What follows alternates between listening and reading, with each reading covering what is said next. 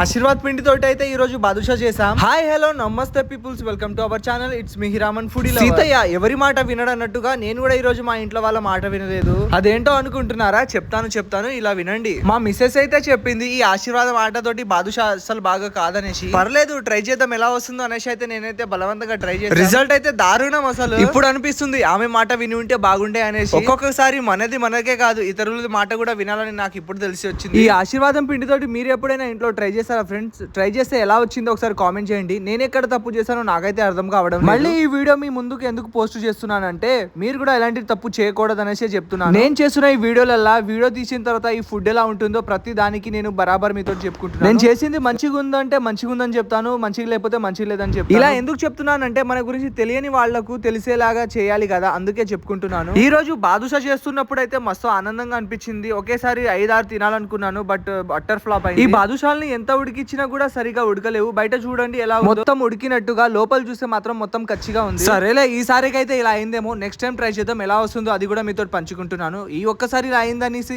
Next time చేయకుండా ఊరుకోం కదా. ఇది ఫ్రెండ్స్ ఈ రోజు మన వీడియో, అట్టర్ ఫ్లాప్ వీడియో. మరి స్వీట్లలో మీకే స్వీట్ అంటే ఇష్టమో ఒకసారి కింద కామెంట్ చేయండి. అండ్ ఈ వీడియో కనుక మీకు నచ్చినట్లయితే లైక్ చేయండి. Thank you for watching.